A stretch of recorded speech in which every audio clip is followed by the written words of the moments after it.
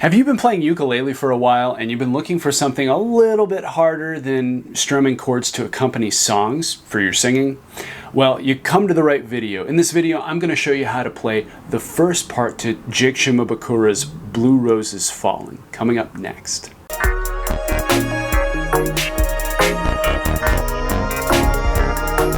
Thanks for joining me today. My name is Ryan McCullough of NextGenerationMusicSessions.com. Today we're going to be looking at Blue Roses Falling, an original composition by Jake Shimabukuro. And this is a really great tune to work on, particularly if you've been playing ukulele for quite a bit and you have your basic chords down and you can play some songs and you can accompany yourself singing. And you're looking to play chords and melodies at the same time. So, without further ado, let's get started.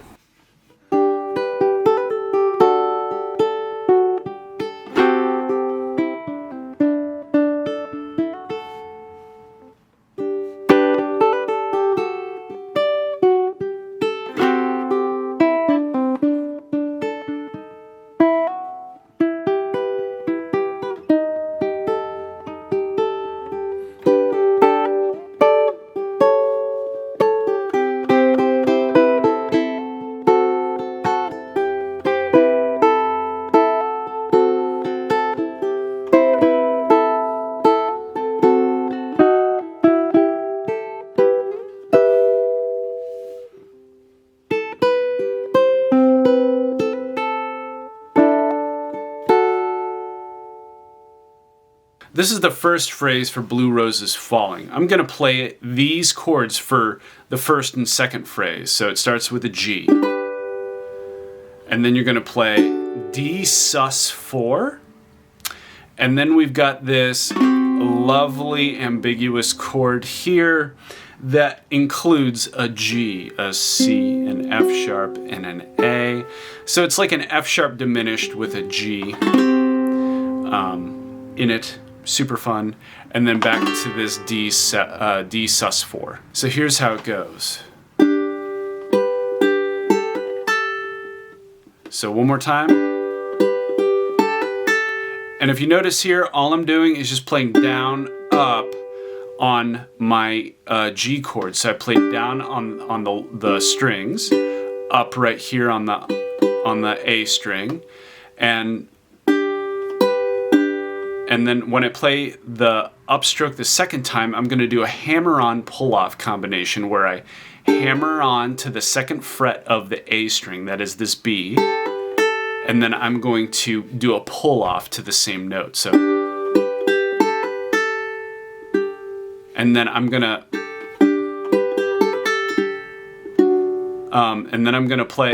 play the G as well. So all together.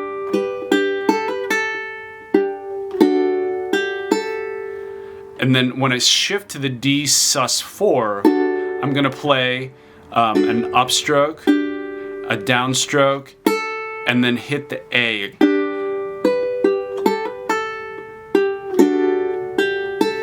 One more time.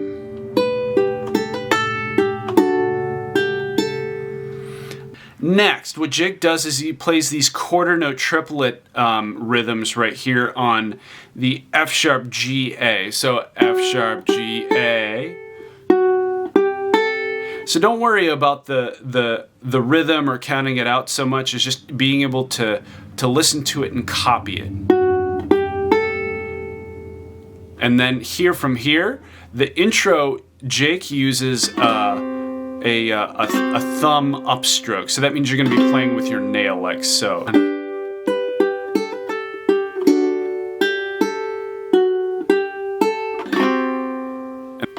Upstroke and then downstroke on the G.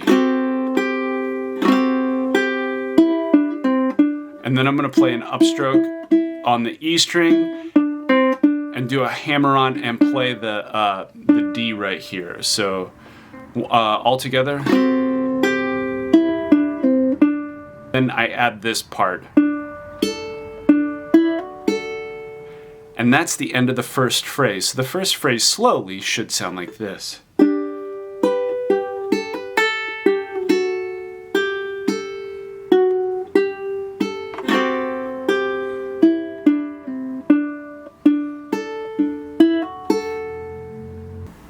So the second phrase sounds remarkably similar to the first. The ending is a little different though, because it's going to lead us into the next phrase, which begins in E minor. At the end of this second phrase, you're going to play something that looks really similar to a B major chord. That is without the B, so you're playing a D sharp, that third fret on your C string, and that sets up the beginning of that next phrase in E minor. And the second phrase sounds like this. You're going to play the whole G chord with your thumb, so, and then I'm going to re-attack the G chord with my pointer finger nail. So all together. And then I'm going to play that part of the top part of the D7 with my pointer. So all together.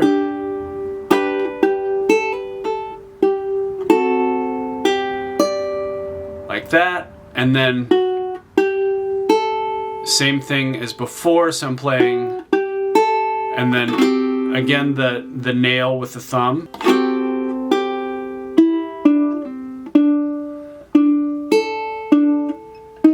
Here I'm going to play the third fret on the C string, which is a D sharp. Getting ready to play the E minor. So that whole phrase slowly.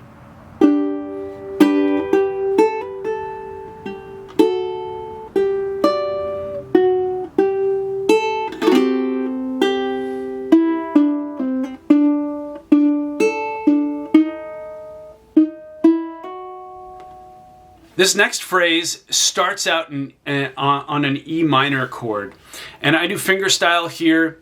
To be honest, I go between either doing this type of fingerstyle where I play thumb on the G string, pointer on the C, middle on the E, and ring on the A, like that, or I'll play thumb.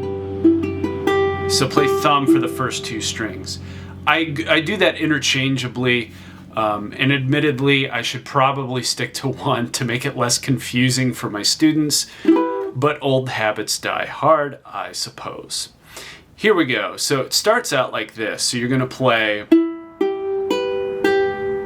so that last note, you're going to start with the note E, which is 4th fret on the C string, like that. And you play the open G string, which makes it slightly confusing, right?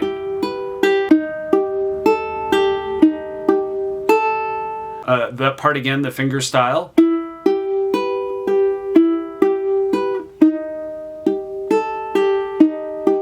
And then I'm going to switch to strumming with my fingers. And then I'm going to play this chord right here. This is a sus chord that goes to an A chord. This is a sus chord that resolves to an A. And I know that this is an A, even though it looks like a G finger pattern, because I take my G and I move it up a whole step, making it an A. Why? Because A is a whole step above G. That strummed section sounds like this.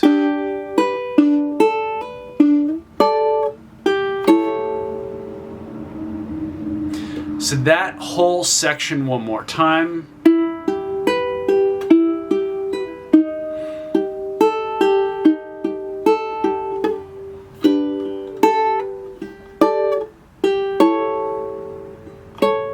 This is my favorite section, because you get to use this claw-like motion between your pointer and your thumb. Wah, wah, wah, wah. And it goes like this. So you're basically walking down from a C to a C major 7 to an A minor 7. And here all I'm doing, hammering onto the 2nd fret on the E string, I'm playing this D7 sound, so.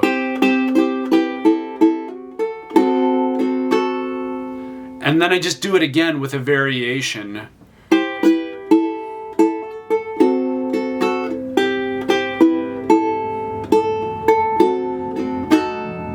here I'm going to add this third fret on the C string, which again is a D sharp.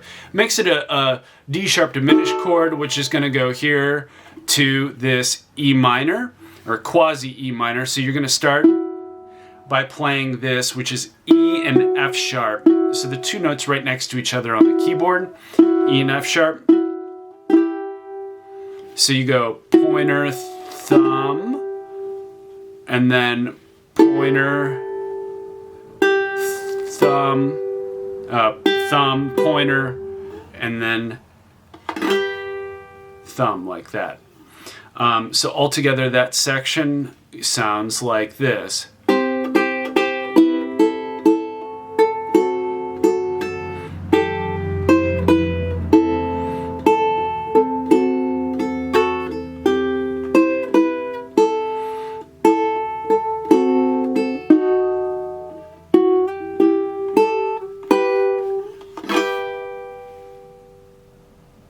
This next section is a transitional section that will get us into an entirely different part of the song. So the transitional section, this transitional section is rubato, meaning that it's not quite in time and that you can kind of play it freely. So here you go.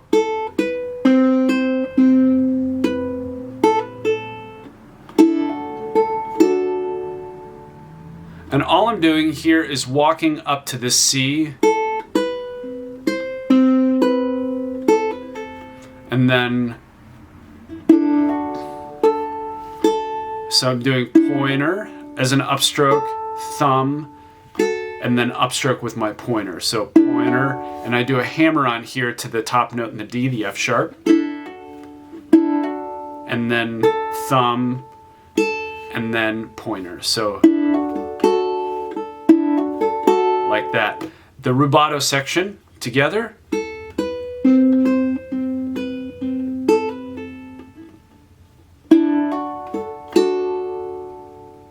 For those of you who'd like to know what the brand of ukulele is that I'm playing in this video, it's the Leolani Ebony Tenor Makassar. I hope I'm pronouncing that last word correctly. It's an absolutely beautiful instrument. I fell in love with it the day that I got it. And here's the other thing. So I'm very particular about the instruments that I own, and about making sure that they sound good, that they feel good, and all of those things. I've had the guitars that I've had for years, and I've done different things with them. And I have been really, really cautious and conscientious not to order anything straight offline. And this Leolani was the first instrument that I ever did that with. And I've been blown away by the quality. The company is really cool, and I hope that if you're considering upgrading your ukulele or just getting an instrument to start out with, that you'll consider getting yourself a ukulele from Leolani. Note that they are not paying me to say this, and that we really have no connection other than that I'm a customer of theirs. So I'll leave the links below in the description. They're not affiliate links. I get no commission from this whatsoever. They're not sponsoring this video. They just make really good ukes. Check them out.